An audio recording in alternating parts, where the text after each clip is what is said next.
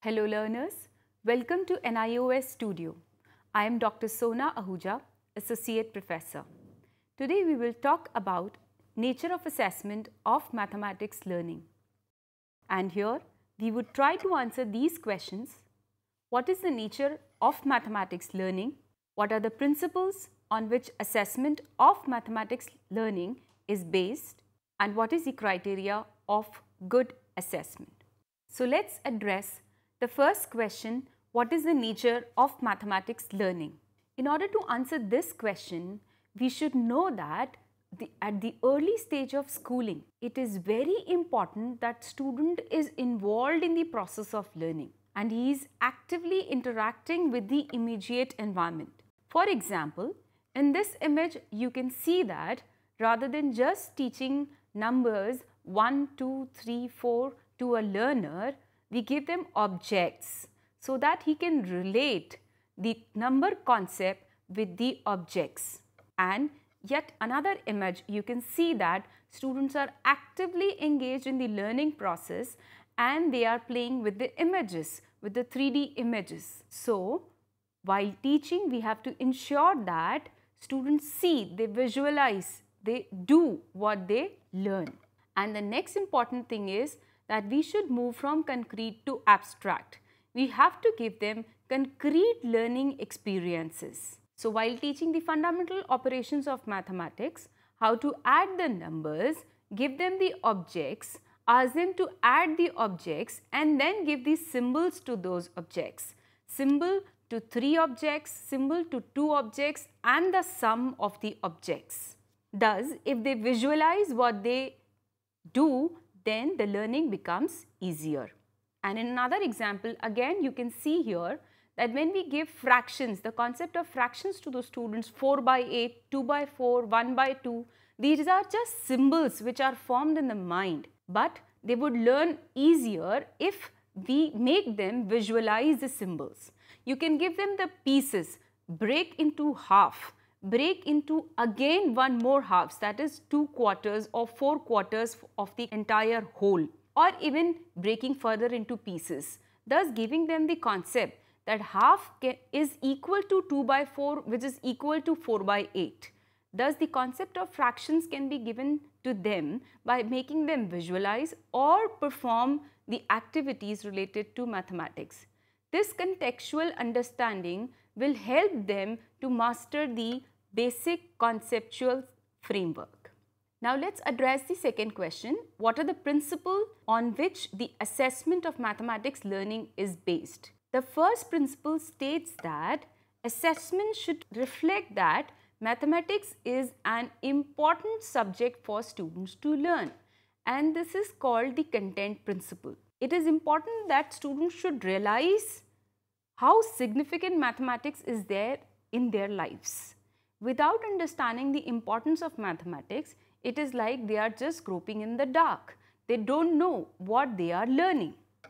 So, they should be able to know what they are doing and then they should be able to do also.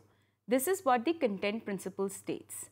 The second principle for assessment is learning principle, which states that assessment should provide learning opportunities as well as opportunities for students to demonstrate what they know and can do.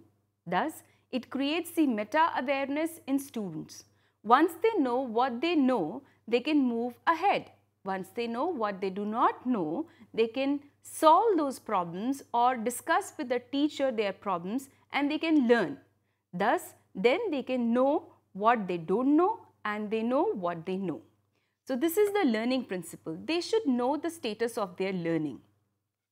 And this also helps teachers to design the instructional strategies for the students. If student is able to perform a problem, to solve a problem, to learn a concept and teacher knows through assessment that student is able to do this, then teacher can move to the next concept. And once teacher realizes that student is not able to perform this, then teacher can repeat the concept or redesign the instructional strategy. So, the learning principle states that assessment should be such that teacher should be able to make instructional decisions. Thus, It should support good instructional practice rather than just grading the student. It also states that the assessment should not be at the end of the course. It should be routine part of ongoing classroom activity. Like, it should be that teacher should ask questions while introducing the lesson, while developing the lesson, while recapitulating the lesson. In summarizing also, teacher can involve students, and their teacher can assess whether student is able to follow the taught content or not, whether student is able to learn what is being taught in the class or not. So it is not necessary that assessment has to be summative, but it should be formative in the true sense that on daily basis and every moment basis in different phases of teaching, learner is assessed. This is what learning principle states. The next is the equity principle, which states that assessment should support every student's opportunity to learn important mathematics. We should not define students by their performance, that these are bright learners, average or slow learners. But teachers should believe that every student has opportunity to learn maths and every student can learn mathematics. This is what is the equity principle, that we do not divide the students based on their performance. Also, it states that assessment should be a means of fostering growth toward high expectations rather than just a filter used to deny students that the opportunity to learn is not for them. They should not be denied the opportunity to learn. Usually what happens is, when students get the score of their performance, they think that the highest scorers can perform in mathematics and low scorers cannot. So they deviate from the subject and they leave out from that subject. But we should not do this filtering through assessment. Assessment has to be used for improving and knowing the student's status of the learning. Also, the equity principle says that different approaches should be used in the assessment, like essay type or long type questions, short answer questions, objective type questions, or oral to performance tests. And then it should have adaptations for bilingual students, like English may not be the language of all the students. Others may be speaking in their mother tongue or Hindi or some regional language. Then they should also be accommodated in the assessment. There should be adaptations for students with special needs. If there are slow learners, then the question paper should be such that there are some easy questions also. So there should be kind of normal probability curve which states that the number of questions with difficulty level easy to high should be equal. Easy questions and very difficult level questions should be same, and then there should be most of the students of the moderate difficulty level, so that it addresses all different kind of students and it makes it inclusive for them. Now, the next question is, what is the criteria of good assessment? Good assessment is the one which provides information about assessment process to all those affected by it. That is, if teacher is using the assessment, then she should get the feedback about her instructional strategies. If student is being the part of the assessment process, then he should get the input or the output, that how his performance is, the status of his learning. So it should have sufficient information for both teachers and students. Also, teachers should be active participants in all phases of assessment process. Now, there are different phases of assessment process, right from the planning to evaluation and the follow-up. So, it's not the duty of the teacher just to prepare the question paper, but to plan in advance so as to be inclusive and comprehensive. Inclusive we just discussed, that is, it should be prepared according to the learning levels of all different kinds of students in the class, and it should cover entire content. Coverage of the content should not be biased. All the topics should be equally covered, and there are such other aspects which we will study in other classes. So it has to be comprehensive, well planned, and then the second phase is the implementation. When student is performing the sums or the exam, at that time also teachers should not only invigilate the class to check that students are copying or not, but should also see how students perform the test. what strategies students is using, what is his mental state, does he get nervous with certain types of questions, there are any behavioral problems if student faces when he sees a question paper. So during the implementation phase also, teachers should be very active and actively monitor the students' performance and students' progress. And after that, wherever there are problems in the different areas of different students, teachers should give the appropriate follow-up, also the remedial teaching wherever required. So in short, teacher has to be active in all phases of the assessment process. Assessment should provide valid interference, and by validity here we mean that it should measure what it ought to measure. Teacher prepares the assessment with some objectives, and these objectives are based on the learning objectives teacher has stipulated for the course. All these learning objectives should be measured by the assessment instrument developed by the teacher, and then this assessment instrument is called valid. That is, it measures all the learning objectives predefined for the students of that level.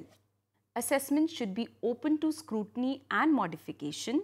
Teacher has not to be closed, that if once teacher has evaluated the assessment, then there can be no change. If student comes to teacher that he is not satisfied with the marks, he should be shown the answer sheet. If student does not see the answer sheet after the evaluation, he does not get the feedback. He does not know where he has committed errors, where he is wrong. So it is very necessary that after evaluation, teacher should show the answer sheets to the students and let him go through the each and every step, each and every marking, scoring that teacher has given to that answers. And if student is not satisfied, teacher should be open to discuss his queries related to assessment and should be open if student has some points which are valid to the modification, so that it does not just give him the score but actual status of his learning process. There should be ample opportunities to identify areas of learned and not learned. That is, as we said, that it should give the meta awareness to students to know what he has learned and to know what he has not learned. Once he knows what he has learned, he can strengthen those areas, and this motivates him to learn maths more. And once he knows what he has not learned, he can improve upon, or he can put his energies in those directions, in those areas which he has not yet learned. So assessment should provide the opportunities to the students for this meta awareness of their performance. It should contribute to the goal of mathematics learning, that is, it should meet the objectives for which mathematical instructions are designed.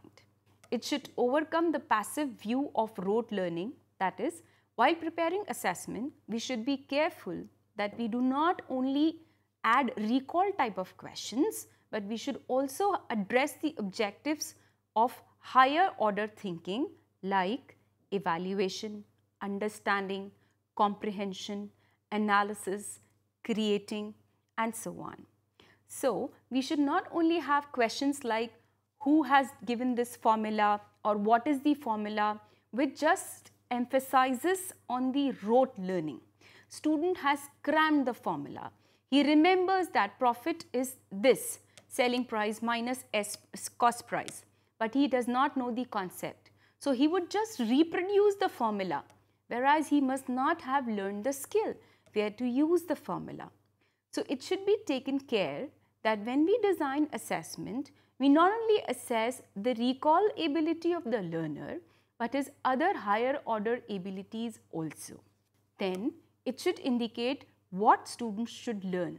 The assessment should clearly inform students the areas in which he needs to improve. There should be appropriate sequence of mathematics learning. You must have seen when you were in schools that each textbook has a sequence of chapters, and we don't say chapter X, chapter Y, rather we say chapter 1, chapter 2, chapter 3. This is because all the content in different subject has logical and psychological order. There are certain concepts which are to be learned first and which are to be learned later. So assessment should address this also. The concepts which are to be learned first should be assessed first. So there is a proper sequence which is to be followed while assessing mathematics learning. Assessment should be experiential and contextual. Can you think, what does it mean? When we say experiential and contextual, it says that while assessing mathematics learning, it should be kept in mind that the problems which we give to the students relate to their real life, so that they can think of the applications of the concepts that they have learned. For example, you teach them major sector and minor sector. So just asking them to define major sector or minor sector, or maybe just drawing major sector and minor sector will not suffice. You should give them for example, you can draw a clock and then say that draw a major sector and minor sector out of it, so that we can paint the major sector and this can give a good design to us. So thus he can relate the concept of sectors that he is learning through the problem. So assessment should also provide the opportunity to experiential and contextual learning. It should move from concrete to abstract rather than just directly giving the symbols or the abstract mathematics. We should start with the algebra. We should start with the concrete learning where they can visualize. Certain topics cannot be visualized so easily, but there are certain others wherein we can give good examples. For example, when we say sine theta, cos theta, these are just numbers when student learns trigonometry first time. So we should not directly jump to this. We should start with triangles, the ratio of the sides, that gives them the concepts of sine and cos, and then gradually move to the angles of trigonometry or trigonometrical ratios and the identities. So it is important that we move from concrete to abstract. The assessment should cover orality to performance activity to written. That is, assessment should be comprehensive in the sense different type of assessment tools, variety of assessment tools should be used, so that all different types of abilities of students are assessed. Along with the oral tests and the written tests, there should also be performance tests wherein student is able to handle equipment, the models, the 3D shapes of mathematics and perform some activity that reinforces him and makes the assessment more interesting. Now let's summarize by saying what are the objectives of good assessment of mathematics learning. It has two main dimensions. The first is it should enhance mathematics learning. If I know that I score 5 out of 10 in mathematics, it is of no importance to me. 5 is just a number and 5 out of 10 signifies that I have learned 50% of the concepts. But it does not tell me what I have not learned. So assessment should provide the ample opportunity to a learner to know what he has learned and what he has not learned. Thus, one of the important objectives of assessment of mathematics learning is enhancement of learning. And the second is useful for the teacher to support good instructional practice. Teacher should also get feedback on his instructional strategies, whether she has to redesign the instructional strategies or she can continue using the already used instructional practices. Suppose 80% of my students are not able to perform certain kinds of problems or certain kinds of concepts are not clear to it. It is clear that I have to change my strategy for that, because 80% of students not performing means majority of students have not performed. And for other examples, say that there is a concept, see again profit and loss, and just 20% of students, or say less than that, 10% or 15% of students are not able to perform in that. That means instead of entirely redesigning my instructional strategy, I have to work on the students and identify if they have particular problems, and I will have to redesign my strategies for them also. Maybe I can diagnose the weakness areas and provide them the remedial teaching. Thus, the assessment not only provides feedback to the student but also to the teacher, which helps teacher to improve his instructional strategies. Now, assessment has to be comprehensive, that is, all content should be covered, all topics prescribed for that period should be covered, and then all learning objectives should be covered. As we discussed, the hierarchy of learning objectives, right starting from the recall to application and to creation, should be covered, and variety of assessment tools should be used to make assessment more interesting and user-friendly. At the end, we would say that learning objectives and instructional strategies have continuous interaction in them. Whatever learning objectives are there, according to that we design instructional strategies, and this integrated approach we also adopt for learning objectives and assessment. The assessment is purely based on the learning objectives.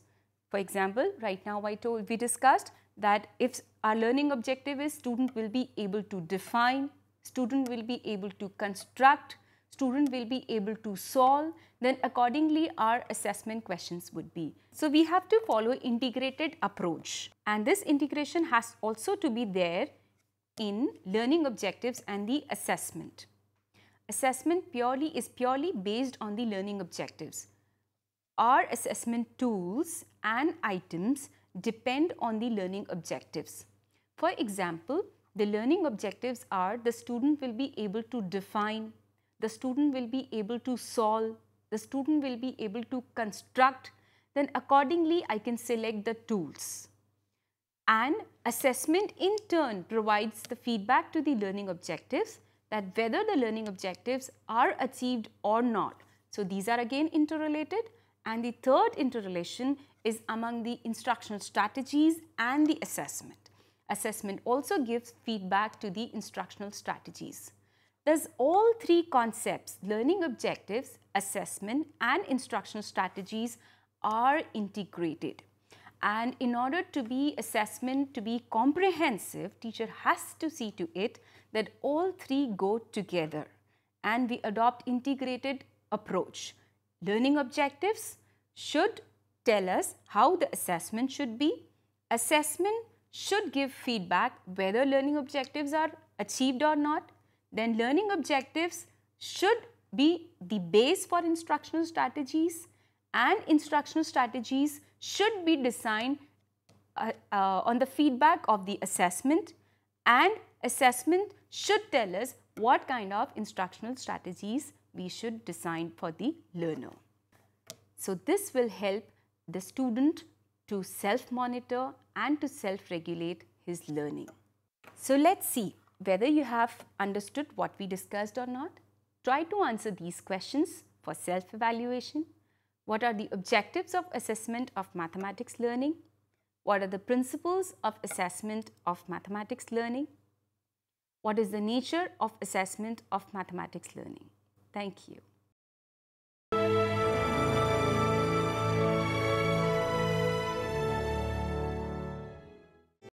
Hindustan के हर कोने में नौजवानों के पास प्रतिभा है, उन्हें अवसर चाहिए। NIOS देता रहा है युवाओं को अवसर आगे बढ़ने का। NIOS से पढ़ने वाले इन युवाओं ने किया है संस्थान को गौरवान्वित। दिव्यांगों ने बन के दिखाया है सबल और आत्मनिर्भर। NIOS के साथ आप भी जुड़िए NIOS के संग।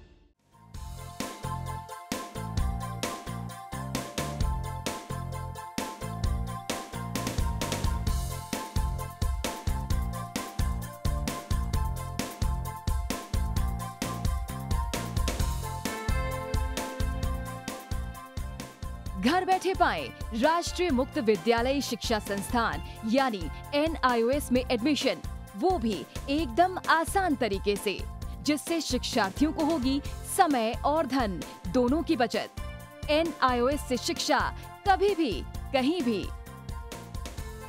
शिक्षार्थियों, क्या आप जानते हैं NIOS में एडमिशन लेने का सरल और सुगम तरीका, जिससे शिक्षार्थियों को ऑनलाइन प्रवेश लेने में सहूलियत मिलती है।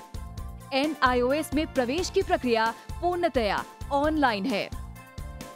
शिक्षार्थी घर बैठे इंटरनेट द्वारा प्रवेश के लिए सबसे पहले NIOS की वेबसाइट www.nios.ac.in पर लॉगिन करें। अपना ईमेल आईडी और पासवर्ड डालकर अपना पंजीकरण करें। पंजीकरण के बाद लॉगिन करने पर ऑनलाइन प्रवेश हेतु आवेदन पत्र खुलेगा। आवेदन पत्र को निर्देशानुसार भरें और प्रिंट आउट लें। इस प्रिंट आउट पर अपनी फोटो संलग्न करें। ऑनलाइन प्रवेश के लिए शुल्क हेतु भुगतान के तरीके हैं। क्रेडिट कार्ड के द्वारा, डेबिट कार्ड के द्वारा, राष्ट्रीयकृत बैंक के ड्राफ्ट के माध्यम से, जो कि सचिव NIOS नई दिल्ली या नोएडा के पक्ष में देय हो।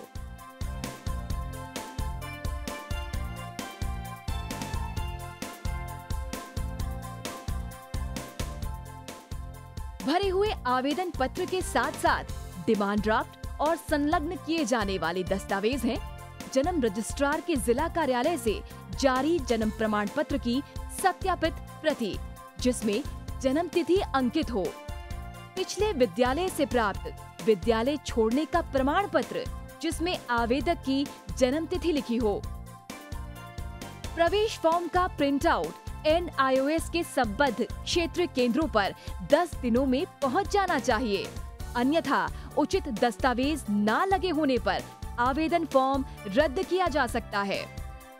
प्रवेश प्रक्रिया की पुष्टि होने के बाद शिक्षार्थियों को परिचय पत्र व अध्ययन सामग्री डाक द्वारा तुरंत पहुंचाई जाती है।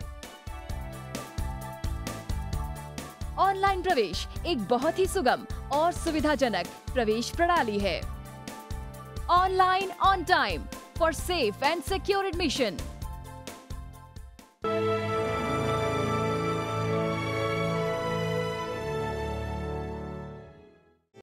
हिंदुस्तान के हर कोने में नौजवानों के पास प्रतिभा है, उन्हें अवसर चाहिए। NIOS देता रहा है युवाओं को अवसर आगे बढ़ने का। NIOS से पढ़ने वाले इन युवाओं ने किया है संस्थान को गौरवान्वित। दिव्यांगों ने बन के दिखाया है सबल और आत्मनिर्भर। NIOS के साथ आप भी जुड़िए NIOS के संग।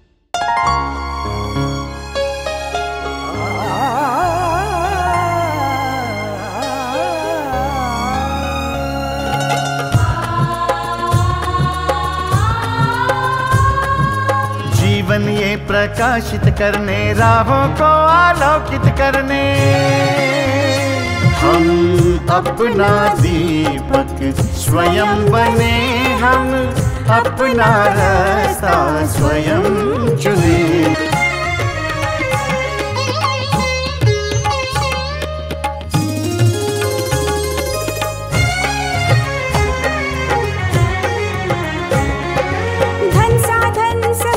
सीमा से विद्यालय जो मुक्त हो,